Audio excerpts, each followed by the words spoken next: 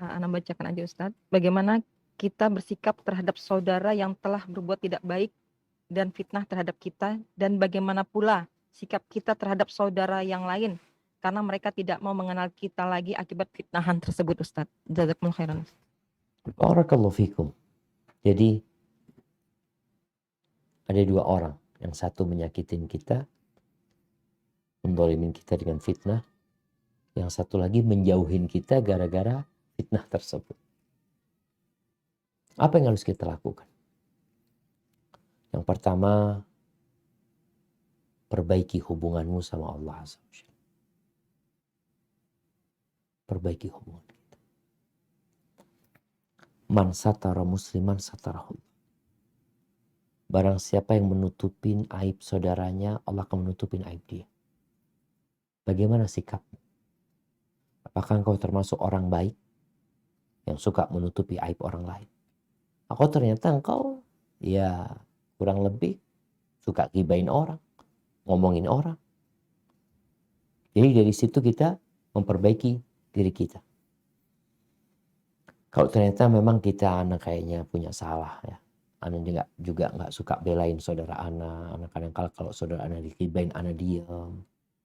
Maka adalah kau memperbaiki diri untuk menjadi sosok muslimah yang membelain saudara. Yang kedua, boleh jadi memang ini ujian buat engkau untuk mengangkat derajatmu. Bagaimana Aisyah radhiyallahu taala anha difitnah berzina. Bayangin, difitnah berzina. Istrinya Nabi sallallahu alaihi wasallam, putrinya Abu Bakar radhiyallahu taala difitnah berzina. Apa yang dilakukan Aisyah? Dia sabar. Dan diangkat derajatnya. Benar-benar diangkat. Allah turunkan ayat dalam Al-Quran Karim yang dibaca sampai hari kiamat yang berisi penyucian nama baik Aisyah dari tuduhan tersebut. Taib, yang ketiga, perlu nggak klarifikasi? Tergantung kondisinya. Ada yang kita kayaknya perlu diklarifikasi. Ustaz. Kenapa?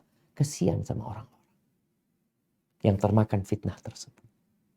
Mungkin mereka ribain anak, mereka kesian mereka. Artinya kita itu kalau mau mikir di anak nggak ada masalah gitu. Nama anak sudah nggak ada masalah. Cuma kesian sama orang-orang yang akhirnya ikut-ikutan dalam fitnah tersebut.